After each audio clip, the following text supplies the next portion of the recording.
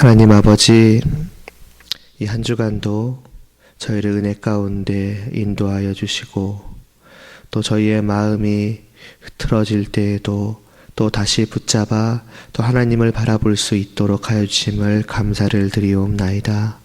정말로 하나님의 은혜가 없이는 하루도 또 한순간도 정말 하나님의 자녀로서 살아갈 수 없음을 날마다 느끼오니 오늘 이 시간을 통하여서 저에게 은혜를 베풀어 주시옵시고 저희의 마땅한 모습 또 나아가야 할 발을 알려주시옵시고 또 이 하루도 그 말씀을 따라서 저희들이 살아갈 수 있도록 온전히 저희들을 붙들어 주시고 또 인도하여 주시옵소서.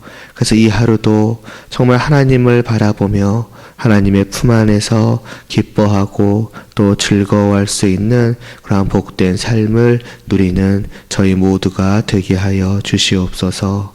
예수님의 이름으로 기도드리옵나이다. 아멘. 데살로니가전서 1장 6절 말씀 한 절 보도록 하겠습니다.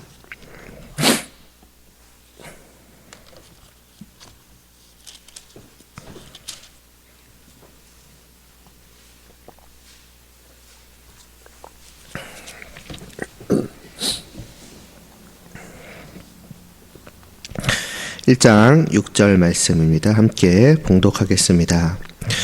또 너희는 많은 환난 가운데서 성령의 기쁨으로 말씀을 받아 우리와 주를 본받은 자가 되었으니. 아멘.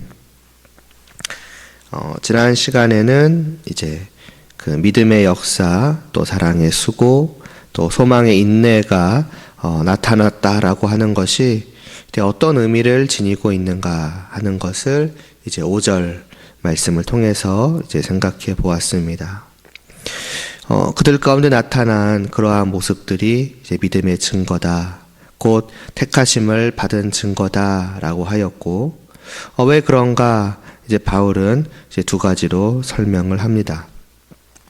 하나는 지난 시간에 본 것처럼 이제 그 5절에서 그 복음을 전하였던 이제 바울 일행들, 그러니까 바울 자신들에게 이제 초점을 맞추어서 그들에게서 그러한 증거들이 나타났다라고 하는 것, 교회에 저러한 모습들이 나타났다라고 하는 것이 뭘 의미하느냐? 그것은 바울 일행이 그 전하는 복음이라고 하는 것이 단지 사람이 하는 것이 아니다. 그러니까 사람이 하는 것으로서는 그런 일이 나타날 수 없지 않느냐는 것입니다.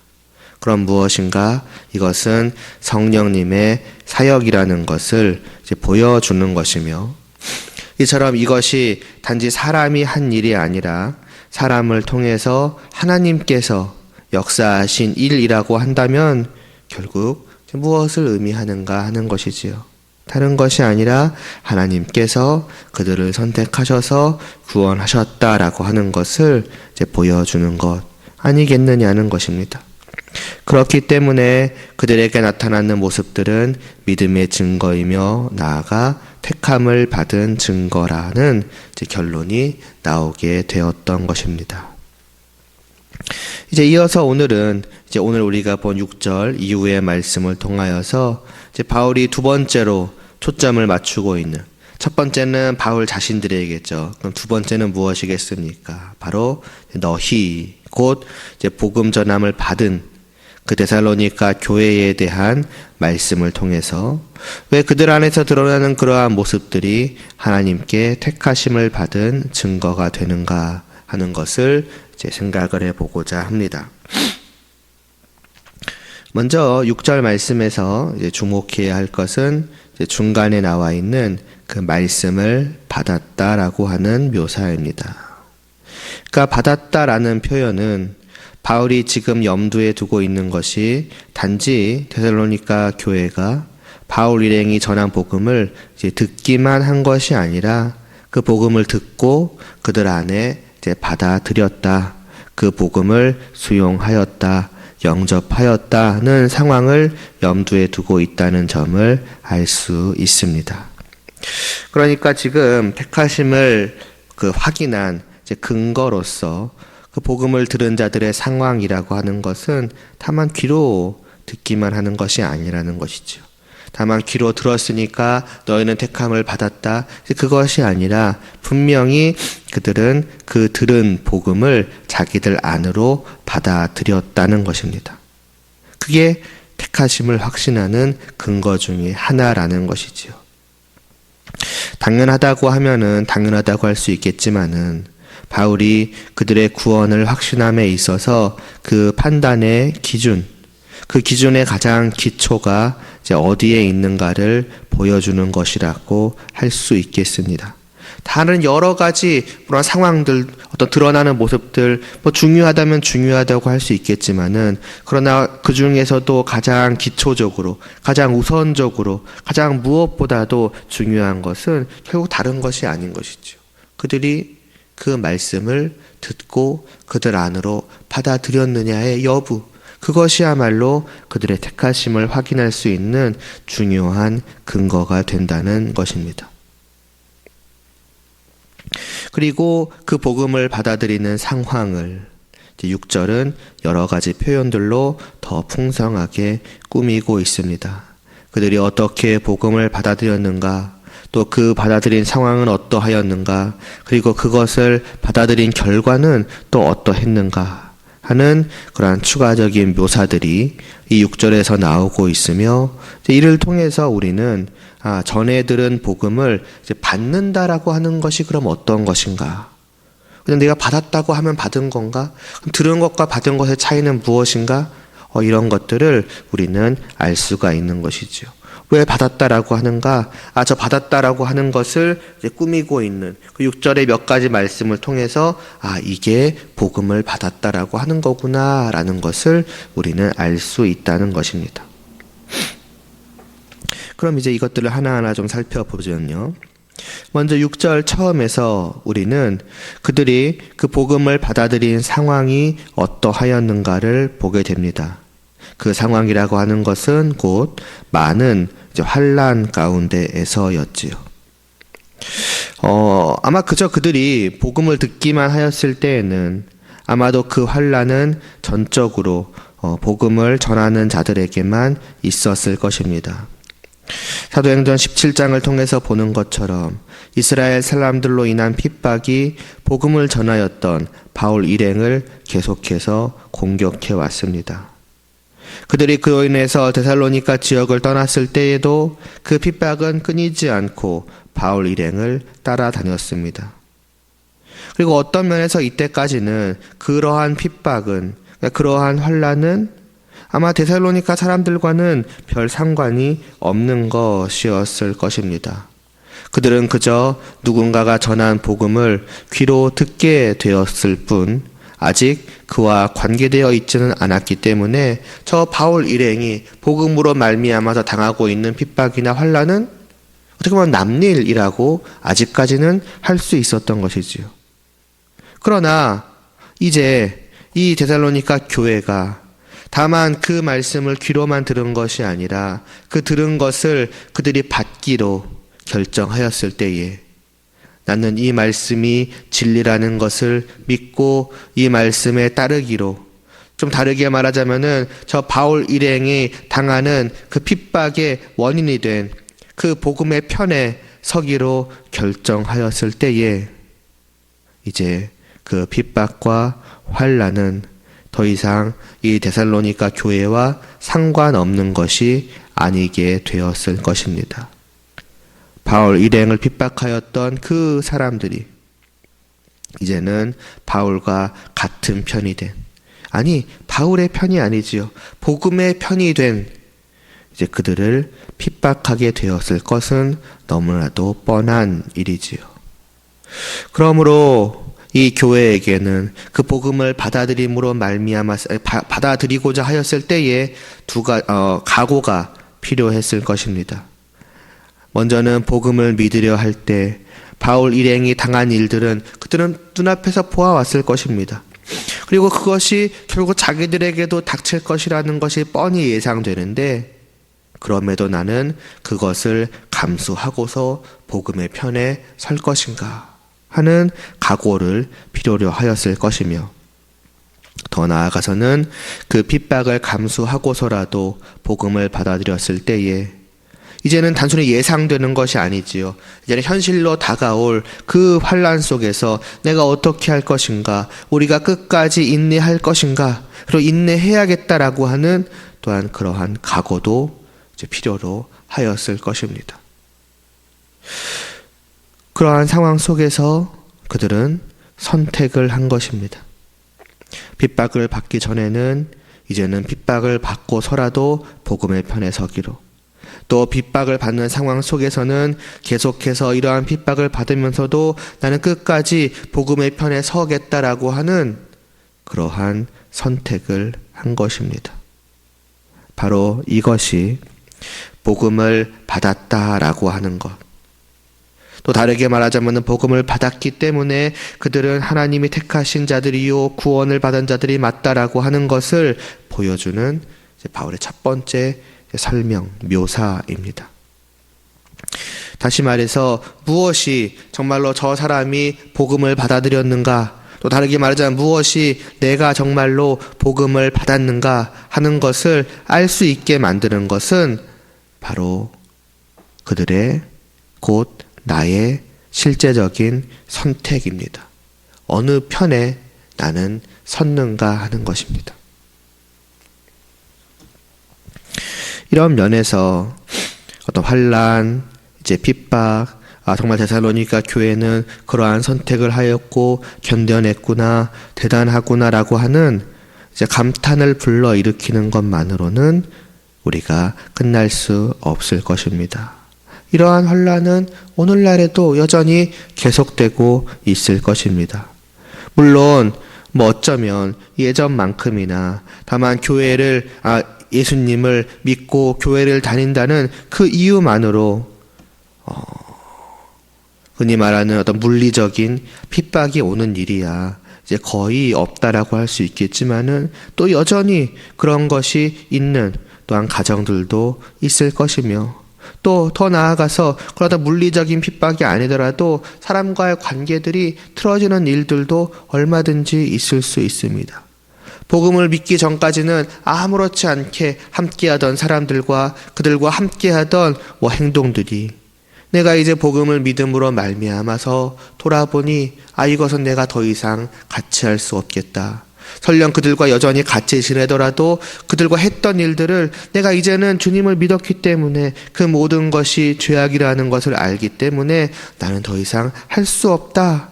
이렇게 될 때에 그러한 관계들이 어떻게 될 것인지, 또 그러한 관계 속에서 그들이 나를 어떻게 대할 것인지, 이런 것들은 오늘날에도 결코 남 일이 아닐 것입니다. 토하여서 이들이 복음을 받았다라고 하는 것, 그러니까 핍박과 환난을 감수하고서라도 이 복음의 편에 섰다는 것이 결국에는 무엇이냐? 한 편에 선 것 아니겠습니까? 그 말은 곧 다른 한 편을 버렸다는 것입니다. 나는 더 이상 이전에 내가 발을 담그고 있던 이쪽 편을 서지 않겠다는 거죠. 그것을 버리고 말하자면 희생하고 이 복음의 편을 선택하였다라고 하는 양자택일의 문제로 본다면 역시나 이 말씀은 나와 상관없는 그러한 말씀이 될 수는 없을 것입니다. 그 시대는 참으로 험난했지, 그러나 이 시대는 아니야, 그런 문제일 수 없다는 것입니다. 오늘날도 여전히 우리는 양자택일의 상황 속에 서 있습니다. 더 나아가서 복음을 내가 정말로 받아들였다라고 한다면 그것은 결국 이쪽을 버리고 복음의 편에 섰다는 것을 의미하는 것입니다. 그렇다면 우리는 정말로 복음을 받아들인 자가 되었습니까? 정말로 복음의 반대편에 있는 것을 이제 포기하고, 기꺼이 버리고 거기에 담궜던 발을 이제는 빼어서 이 복음의 편에 온전히 서 있는, 이 복음 안으로 들어온 그러한 사람들이 되었습니까? 말하자면 나의 모든 관심을, 또 사랑을 오직 복음에 곧 예수 그리스도에게 쏟아야 하는 것이며, 오직 그 안에서, 그리스도 안에서 살아가고 있어야 하는 것입니다. 달리 말하자면은 주님의 말씀 안에서 그 말씀이 명하는 대로 살아가고 있어야 한다는 것입니다. 다르게 말하자면은 말씀이 명하지 않는 대로, 또 다르게 말하자면 말씀이 하지 말라 하는 대로 또 따라가지 않고 있기도 해야 한다는 것입니다. 여러 가지 어려움이 당연히 있습니다. 포기하는 것이니까요. 앞에서 잠깐 언급했던 사람들과의 관계의 문제들도 분명히 생겨나게 됩니다. 또 다른 사람으로 인한 그러한 문제는 아닐지라도 말씀대로 살아가는 것에 따르는 희생이라고 할까요? 포기라고 할까요? 그런 것들이 분명히 있을 것입니다. 똑같이 이 세상에서 살아가지만 그러나 이전과 똑같은 방식대로 똑같은 것을 목표로 삼고 살아갈 수는 없을 것입니다. 또 앞에서도 말씀드렸던 것처럼 이전에 즐기던 것들도 이제는 내가 더 이상 이것은 내가 즐길 것이 아니구나, 기꺼이 포기해야 하는구나 하는 것들도 생겨나게 됩니다. 내 삶의 목표도, 그 목표를 향해 나아가는 방법도, 그 외에 여러 가지 것들이 다 달라지는 것입니다. 이제는 세상을 향하여서 정말 세상의 방법대로 살아가면서 또 세상이 주는 기쁨을 누리면서 살아가는 것이 아니라 하나님의 나라를 향하여서 하나님의 방법대로 가며 하나님의 나라가 주는 그 기쁨을 누리며 살아가는 자로 바뀌게 되는 것입니다.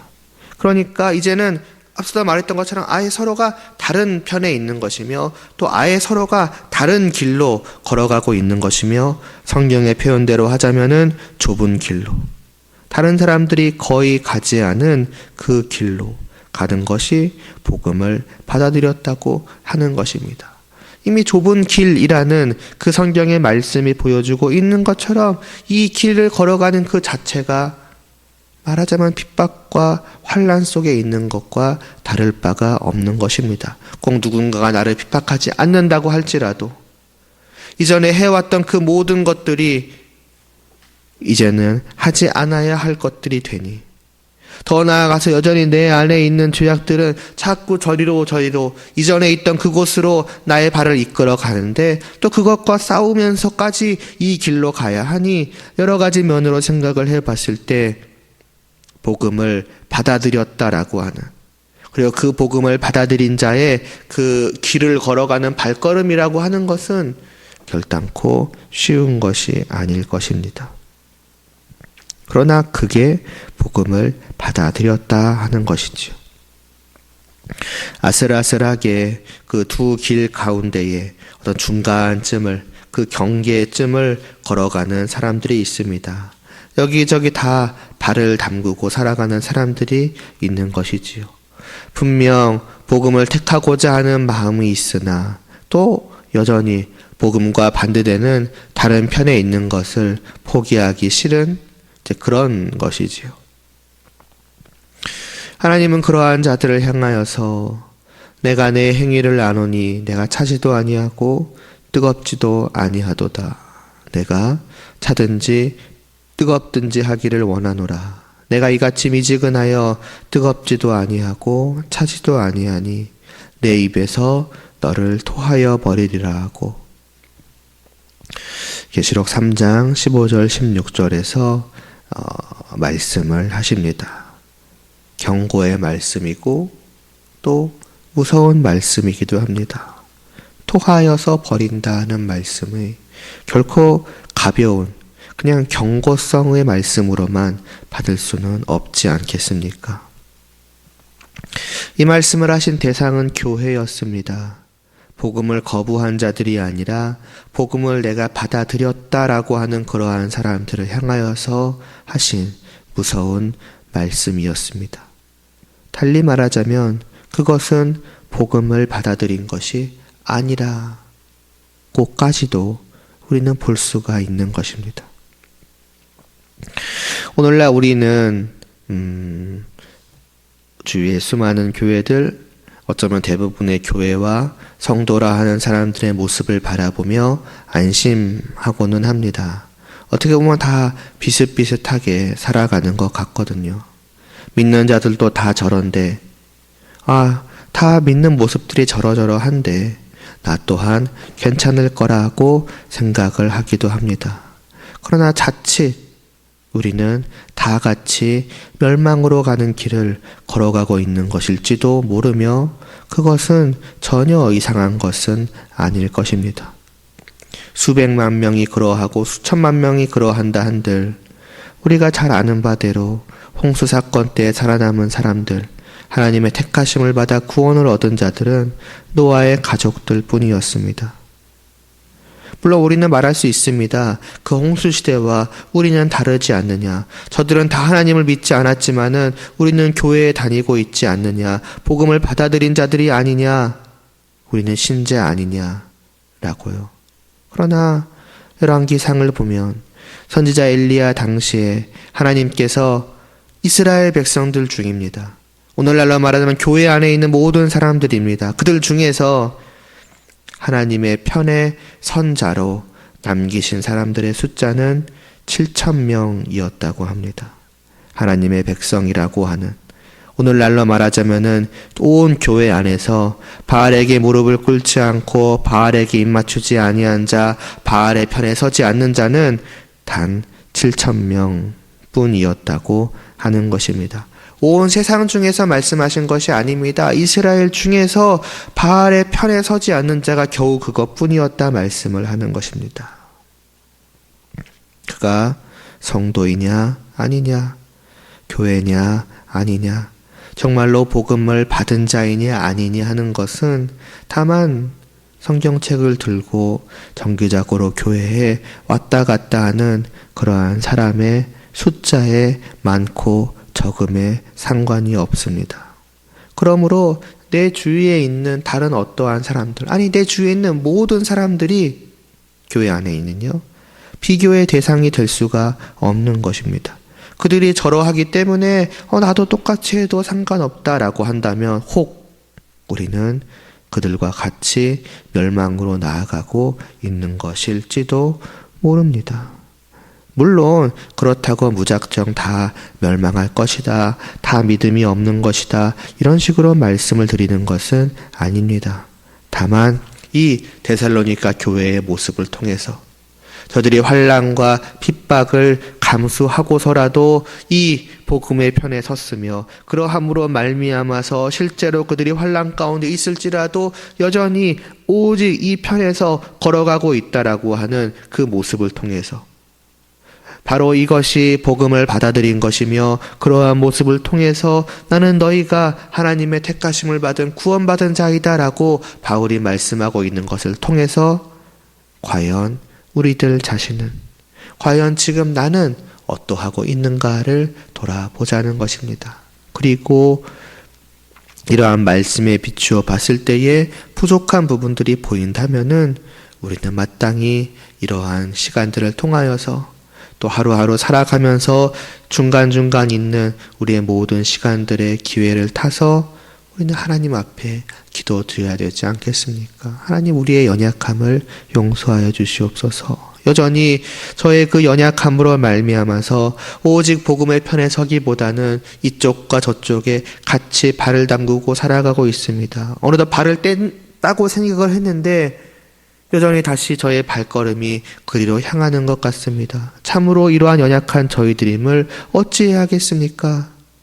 그러나 하나님은 참으로 크신 능력과 정말 한없는 자비와 긍휼과 은혜를 우리에게 베푸시는 줄을 아오니 오늘 하루도 또 이러한 저희들을, 또 이러한 저를, 나를 붙들어 주시고 하나님 오직 이 편에서 걸어갈 수 있도록 인도하여 주시옵소서. 우리는 그러한 마음으로 또 그러한 기도를 하며 그렇게 하루를 살아가야 하지 않겠습니까? 기도드리시겠습니다.